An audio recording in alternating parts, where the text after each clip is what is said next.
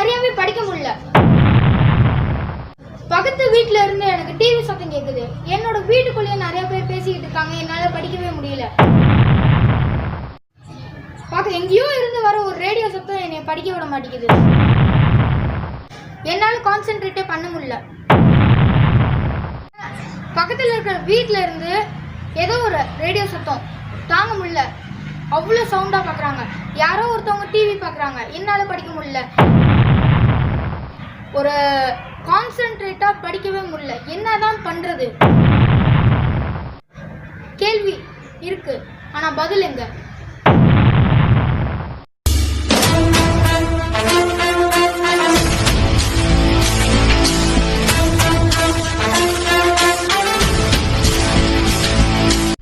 இந்த வீடியோவை ஃபுல்லாக பாருங்கள். கடைசியில் நான் நல்லா காமெடியாக போட்டிருக்கேன். ஆக்சுவலி இந்த வீடியோ வந்து ஃபுல்லாகவே ஒரு இம்பார்ட்டண்ட்டான மெசேஜ் தான். உங்களுக்கு வந்து 10 டிஸ்ட்ராக்ஷன்ஸ் எப்படி அவாய்ட் பண்ணுறதுன்னு சொல்லியிருப்பேன். நீங்கள் அதை ஃபுல்லாக பார்த்தா தான் உங்களுக்கு புரியும். உலக தமிழர்கள் அனைவருக்கும் வணக்கம். இது இலன்ஸ் டியூப் தமிழ் சேனல். நான் உங்களோட Ilan Chezhiyan. 10 tips to avoid distraction while studying. இதுதான் இன்னைக்குள்ள டாபிக். இதை வந்து நான் வந்து கொஞ்சம் ரிசர்ச் பண்ணி பார்க்கும்போது சில யூடியூப் வீடியோஸும் பார்த்துருந்தேன். அது மட்டும் இல்லாமல் கூகுளில் நிறைய சர்ச் பண்ணியிருந்தேன். அவங்க அந்த டவுட்ஸை கிளியர் பண்ணுறதுக்கும் உங்களுக்கும் தெரியணும், சில பேருக்கு தெரியாது, ஆனால் உங்களுக்கும் தெரியணுன்றதுக்காண்டி தான் நான் இந்த வீடியோவை போஸ்ட் பண்ணுறேன். நம்பர் 1 என்னதுன்னா, நீங்கள் கதவை பார்த்து உட்காராதீங்க. Don't see the door and sit and learn. இப்போ படிக்கும் போது கதவை பார்த்து உட்காந்திங்கன்னா அந்த கதவுக்கு பின்னாடி யார் இருக்கா அப்படின்னு வந்து உங்களுக்கு ஒரு ஆர்வம் வரும். அந்த ஆர்வமே வந்து உங்களை படிக்க விடாமல் பண்ணிடும். அதனால் நீங்கள் கதவு பார்த்து உட்காராம இப்படி திரும்பி அதை ஆப்போசிட்டாக திரும்பி உட்காருங்க. ரெண்டாவது டிப் என்னதுன்னா, ஒரு deadline. Keep a deadline to your study.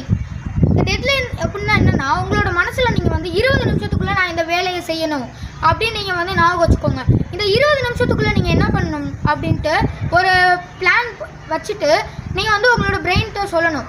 பிரெயின்கிட்ட கால் பண்ணிலாம் சொல்ல வேணாம். என்ன சொல்லணும்னா, இதை நான் செய்யணும், 20 நிமிஷத்துக்குள்ளே செய்யணும் அப்படின்ட்டு ஒரு தன்னம்பிக்கையாக உருவாக்கிக்கோங்க. அந்த 20 நிமிஷம் டெட்லைனுக்குள்ளே அந்த வேலையை முடிச்சிருங்க. இப்படி வந்து டைம் ஆஃப் இதுதான் தேர்ட் டிப். ஸோ இந்த தேர்ட் டிப்பில் நீங்கள் என்ன பண்ணுறீங்கன்னா, நீங்கள் படிக்கிற நேரத்தை கம்மி பண்ணுங்கள். நான் ஏற்கனவே சொன்ன மாதிரி தான் ஏற்கனவே ஒரு வீடியோ போட்டிருக்கேன். அதுக்கு உங்கள் ஐபட்டன் கொடுக்குறேன். அதோட பேர் என்னன்னா போமோடோரோ டெக்னிக். அந்த போமோடோரோ டெக்னிக் அப்படின்னா என்னென்னா தக்காளி டெக்னிக். தக்காளி ஆக்சுவலி அதோட பேர் அதுதான். அது வந்து ஃப்ரான்சிஸ்கோ செரிலியோ அப்படின்னு ஒருத்தவங்க கண்டுபிடிச்சிருக்காங்க. அந்த வீடியோவுடைய ஐபட்டன் நான் மேலே கொடுக்குறேன். அதை பார்த்துட்டு இதுக்குள்ளே வாங்க. ஏன்னா அது வந்து ரொம்ப முக்கியமானது.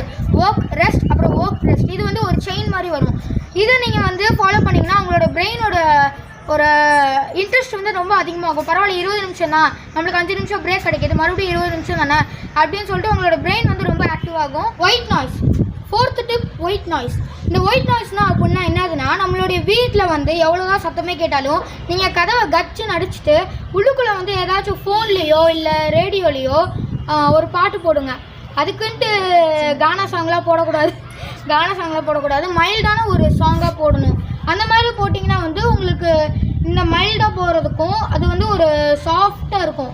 அதுதான் வந்து ஒயிட் நாய்ஸ் அப்படின்னு சொல்கிறாங்க. அந்த ஒயிட் நாய்ஸை வந்து நீங்கள் ஃபாலோ பண்ணிங்கன்னா உங்களுக்கு வந்து நிறையா ஒரு இன்ட்ரெஸ்ட் வரும், படிக்கும் போது இன்ட்ரெஸ்ட் வரும். ஸோ என்னதுன்னா, லவுடாக படிங்க. இப்போ வந்து முன்னாடியெல்லாம் நம்மளுடைய பெற்றோர்கள், அதாச்சும் பேரண்ட்ஸ் என்ன சொல்லுவாங்கன்னா, லவுடாக படிக்காத, எங்களுக்கு வந்து எரிச்சலாக இருக்குது அப்படின்னு சொல்லுவாங்க. அவங்களுக்கு வந்து அது பிடிக்காது. ஏன்னா அது வந்து அவங்களுக்கு எரிச்சலாக இருக்கும். அதுக்கு பதிலாக நீங்கள் வந்து உங்களோட பெட்ரூமோ இல்லாட்டி உங்களுக்குன்னு தனியாக ஒரு ரூம் இருந்துச்சுன்னா நீங்கள் அங்கே போயிட்டு என்ன பண்ணுறீங்கன்னா ரொம்ப லவுடாக படிங்க. லவுடாக படிக்கும் போது வந்து கத்தி படிக்கும் போது உங்களுக்கு வந்து ஒரு டக்குன்னு போய் மைண்டில் வந்து மெமரைஸ் ஆகும். அப்போ மெமரைஸ் ஆகும்போது வந்து உங்களுக்கு ஒரு புத்துணர்ச்சி கிடைக்கும். அப்போ வந்து அது மெமரைஸ் ஆனதுக்கப்புறம் அது டக்குன்னு மெமரைஸ் ஆகிடும். இப்போ முன்னாடி நடந்த அந்த 5 டிப்ஸையும் சேர்த்து பண்ணிங்கனாலே கரெக்டாக வரும். இப்போ 6th டிப் என்னதுன்னா, ப்ராக்டிஸ் வித் நாய்ஸ். வெளியில் நடக்கிற அந்த சத்தம் இந்த இப்போ கேட்குறீங்க, சவுண்ட் கேக்குதா? கார் போற மாதிரி சவுண்டு, அது மட்டும் இல்லாம பைக் போற மாதிரி சவுண்டு, அது பக்கத்து வீட்டில் இருக்கிற டிவி, பசங்க விளையாடுற சவுண்டு, அது எல்லாத்தையுமே நீங்கள் வந்து ப்ராக்டிஸ் பண்ணிக்கோங்க. ப்ராக்டிஸ் பண்ணிட்டீங்கன்னா ஒரு 2-3 நாளைக்கு அதோட சேர்ந்து படிங்க. எவ்வளோதான் நாய்ஸ் இருந்தாலும் உங்களுடைய கவனம் வந்து அதில் இருக்கணும். இந்த 5 டிப்ஸை நான் ஃபாலோவே பண்ண மாட்டேன் அப்படின்னு இருக்கிறவங்க இந்த டிப்ஸை கூட ஃபாலோ பண்ணிக்கிறலாம்.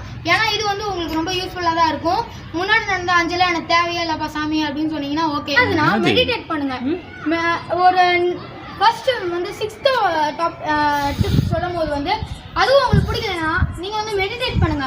நீங்கள் மெடிடேட் பண்ண உங்களுடைய மைண்டு வந்து ஒரு அமைதியாக இருக்கும். அப்போ வந்து எவ்வளோதான் நாய்ஸே உங்களுக்கு வந்தாலும் உங்களுக்கு வந்து அது உங்களுக்கு தெரியாது. அதனால் நீங்கள் வந்து உங்களுடைய சப்ஜெக்டில் வந்து நீங்கள் நல்லா ஸ்கோர் பண்ணுவீங்க, நல்லா படிப்பீங்க. 8th ஒன் என்னதுன்னா நாய்ஸ் கேன்சலிங் ஹெட்ஃபோன்ஸ். உங்களுக்கு நாய்ஸ் கேன்சலிங் ஹெட்ஃபோன்ஸ் அப்படின்னா என்னன்னு தெரியாது, நான் சொல்கிறேன். நாய்ஸ் கேன்சலிங் ஹெட்ஃபோன்ஸ்னால் ஒரு நம்ம வந்து லேப்டாப் வாங்கும்போது ஒரு பெரிய ஹெட்ஃபோன் மாதிரி கொடுப்பாங்க. அந்த ஹெட்ஃபோன் லேப்டாப்புக்கும் யூஸ் பண்ணிக்கலாம், ஃபோனுக்கும் யூஸ் பண்ணிக்கலாம். ஸோ அந்த மாதிரியான ஒரு ஹெட்ஃபோனில் நாய்ஸே வராத மாதிரி ஒரு ஹெட்ஃபோன்ஸ் வச்சுருப்பாங்க. அது வந்து ஒரு டெக்னாலஜி வழியாக எந்த நாய்ஸும் உள்ளே வராது, நாம் பேசுகிறது மட்டும்தான் நம்மளுக்கு கேட்குற மாதிரி வச்சுருப்பாங்க. ஸோ நீங்கள் அதை வாங்குங்க. ஆனால் என்ன கொஞ்சம் செலவாகும், கொஞ்சம் இல்லை நிறையாவே செலவாகும். உங்களுக்கு வேணும்னா வச்சுக்கோங்க, இல்லாட்டி சாதாரணமான ஹெட்ஃபோன்ஸு இல்லை அது கூட உங்கள்கிட்ட இல்லைன்னா பஞ்சு எடுத்து காதில் திரிச்சிட்டு உட்காந்து படிங்க. 9th ஒன்று என்னதுன்னா சிட் இஸ் பர்ஃபெக்ட். நீங்கள் உட்காரும் போது கொஞ்சம் முன்னாடி குனிஞ்சு உட்காந்திங்கன்னா வந்து உங்களுடைய கண் வந்து எப்போவுமே உங்கள் புக்கில் தான் இருக்குமே ஒழிய இயர்ஸ். இப்போ ஒரு நாய்ஸ் ஏதாச்சும் வந்துச்சுன்னா இப்போ நீங்கள் வந்து இப்போ ஃபஸ்ட்டு டிப்பு என்ன சொன்னீங்கன்னா டோரை பார்த்து உட்காராதீங்க அப்படின்னு சொன்னேன். அப்படி நீங்கள் டோரை பார்த்து உட்காந்துருந்தீங்கன்னா வெளியில் என்ன நடக்குது அப்படின்னு உங்களுக்கு ஆர்வமாக இருக்கும். அப்போ வந்து நீங்கள் சீரியஸாக படிச்சுட்டு இருக்கும்போது டக்குன்னு யாராவது கதவை தட்டினாங்கன்னா உங்கள் இயர்ஸ் வந்து யார் கதவு தட்டுறா, உங்கள் மவுத் வந்து யார் அப்படின்னு கேட்கும், உங்கள் கண் வந்து அது யார் அப்படின்னு பார்க்கும். அதெல்லாம் இல்லாமல் அப்படி திரும்பிட்டு உட்காந்திங்கன்னா உங்களுக்கு எதுவுமே கேட்காது, அது முடியலான்னு நீங்கள் எப்போ படிச்சுக்கிட்டே இருக்கலாம். அதே தாங்க இதுவும் பண்ணுறீங்கன்னா ஒரு இப்படி குனிஞ்சு உட்காருங்க. ஆனால் எழுதும் போது வந்து நான் அதுக்கும் ஒரு ஹவு டு எப்படி அழகாக எழுதுவது அப்படின்னு ஒரு வீடியோ போட்டிருக்கேன், அதே ஐபட்டனில் கொடுக்குறேன், அதை பாருங்கள். அது எழுதும் போது வந்து நிமிர்ந்து உட்காரணும், படிக்கும் போது குனிஞ்சு உட்காரணும், முன்னாடி குனிஞ்சு உட்காரணும், பின்னாடி இல்லை. செவுத்தில் உட்காரலாம் அப்படின்னு சொல்லிட்டு ஒரு மொக்கையான ஐடியாலாம் எனக்கு சொல்லிட்டு இருக்காதிங்க. ஏன்னா செவுத்தில் குனிஞ்சா அது இப்படி தான் சாய வேண்டியதாக இருக்குது, இப்படிலாம் சாய முடியாது. அதனால் நீங்கள் இப்படியே சாஞ்சுக்கோங்க. நம்ம வீடியோட கடைசி பாயிண்ட் வந்தாச்சு. இப்போ 10th டிப் என்னதுன்னா டேபிள் ஃபேன் இல்லாட்டி சீலிங் ஃபேன். நீங்கள் படிக்கும்போது வந்து என்ன பண்ணுறீங்கன்னா நான் எதுவுமே ஃபாலோ பண்ண மாட்டேன்டா, நீ சொன்ன 9 டிப்ஸே நான் ஃபாலோ பண்ண மாட்டேன்டா, ரொம்ப ஈஸியாக ஒன்று சொல்கிறா, எது கஷ்டமும் இல்லாமல் சொல்கிறா அப்படின்னு சொல்லுவீங்க. 10th டிப்பு ரொம்ப ஈஸி. என்னதுன்னா ஒன்று டேபிள் ஃபேன் இல்லாட்டி சீலிங் ஃபேன். நீங்கள் படிக்கும் போது டேபிள் ஃபேனும் சீலிங் ஃபேனும் வச்சுக்கோங்க. உங்கள்கிட்ட டேபிள் ஃபேன் இல்லைனா சீலிங் ஃபேன் வச்சுக்கோங்க, சீலிங் ஃபேன் இல்லைனா டேபிள் ஃபேன் வச்சுக்கோங்க. எதனால வச்சுக்கோங்க அதெல்லாம் எனக்கு தெரியாது. ஆனால் இந்த மாதிரி ஃபேன் போட்டிங்கன்னா அதுலேருந்து வர சவுண்டை வந்து நீங்கள் அதுலேருந்து வர சவுண்டை உங்களுக்கு வந்து ஒரு மாதிரி இருக்கும். ஸோ அது வந்து வெளியில் நடக்கிறண்டா இந்த மாதிரி சவுண்டெல்லாம் வந்து உங்களுக்கு கேட்காது. அதனால் அது 10th பாயிண்ட்டு இதுதான்.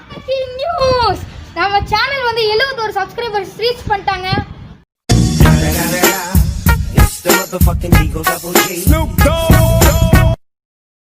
அப்புறம் இந்த சேனல் ஆரம்பிச்சு ஒரு எவ்வளோ மாதம் இருக்கும், ஏதோ ஒரு 4 மாதம் இருக்கும்னு நினைக்கிறேன். ஸோ அதுக்குள்ளே வந்து ஒரு 71-2 தெரில, ஆனால் வந்திருக்காங்க 70. ரவுண்டாக போட்டால் 70, வடிவேல் ஜோக்கில் போட்ட மாதிரி தான். டேய் உன்னை என்னத்தை பேச சொன்னா, நீ என்னத்தை பேசிகிட்டு இருக்க? இப்போ எதுக்குடா வடிவேல் எடுக்கிற லூசு பயலே? நம்ம மதுரை பள்ளி ரவுண்டாக இருக்கிற மாதிரி தான், ரவுண்டாக போட்டால் 70. So 70 subscriber. நான் சப்ஸ்கிரைபர்ஸ்க்கு சொல்லிக்கொள்வது நன்றி சொல்ல உனக்கு வார்த்தை இல்லை எனக்கு. வரைக்கும் வந்திருக்காங்க. ஸோ அவங்களுக்கெல்லாம் ரொம்ப தேங்க்ஸ். எனக்கு வந்து ரொம்ப சப்போர்ட் பண்ணதுக்கு தேங்க்ஸ். ஏன்னா வீடியோ இந்த சேனல் ஆரம்பிச்சதுலேருந்து எனக்கு ரொம்ப சப்போர்ட் பண்ணதுக்கு ரொம்ப ரொம்ப தேங்க்ஸ். இந்த வீடியோ நான் எதுக்கு வெளியில் வந்து எடுத்துருக்கேன்னு தெரியுமா? ஏன்னா நான் ரொம்ப கண்ட்ரோலாக இருக்கேன் இப்போ. ஆமாம் நீ கண்ட்ரோலாக இருக்கிறத நாங்களும் பார்த்துட்டு இருக்கோமே, இப்படி ஆடி ஆடி பேசிகிட்டு இருக்க. இப்போ சொன்ன ஒரு 10 டிப்ஸையும் நான் ஃபாலோ பண்ணியிருக்கேன். அது மட்டும் இல்லாமல் தான் அங்கெல்லாம் ஜேசிபி போயிட்டுருக்கு, ஏதோ கார் போயிட்டுருக்கு. எல்லாரும் பார்த்துக்கோங்க, வெள்ளக்காக்க மழைக்க பிறகுது, அது கீழே பிறகுது. டேய் மேலே வந்து கீழே பார்த்தா என்னடா காராடா தெரியும்? கேனத்தை நம்ம பேசிகிட்டு இருக்கு. அதெல்லாம் நான் கண்டுக்காமல் பேசிகிட்டு இருக்கேன், அசால்ட்டாக பேசிகிட்டு இருக்கேன். அதே மாதிரி தான் நீங்களும் அசால்ட்டாக படிக்கணும். டேய் நீ அசால்ட்டாக பேசுகிறதுக்கும் நாங்கள் அசால்ட்டாக படிக்கிறதுக்கு என்னடா சம்மந்தம்? ஏன்டா இப்படி கொலை வெறி பிடிச்ச மாதிரி பேசிக்கிட்டு இருக்க? அசால்ட்டாக படிக்கணும்னா படிக்கிறதுல அசால்ட்டாக இருக்கக்கூடாது, வெளியில இருந்து வர சவுண்டை அசால்ட்டாக யூஸ் பண்ணிக்கிறணும். ஆனால் படிக்கிறத ரொம்ப கவனமாக படிங்க. இப்போ சொன்ன பத்தியா, இதான் கரெக்டு தலைவா, நீ பெரிய ஆளு தலைவா. பாய் பாய், மீட் யூ இன் எபிசோட் 70. குருநாதா. ஸோ வியூவர்ஸ், தேங்க்யூ ஃபார் வாட்சிங் மை வீடியோ ஃபுல்லி. நீங்கள் ஃபுல்லாக பார்த்தீங்களா என்னன்னு தெரியல, ஆனால் அந்த கடைசியில் சூப்பராக ஜோக்காக போட்டிருந்தேன், மொக்க போட்டிருந்தேன்னு நினைக்கிறேன். பரவாயில்ல, பார்த்து கொஞ்சமாக சிரிச்சிருக்கீங்கன்னு நினைக்கிறேன். ஓகே, ஸோ எபிசோட் 17 பார்ப்போம். பாய் பாய்.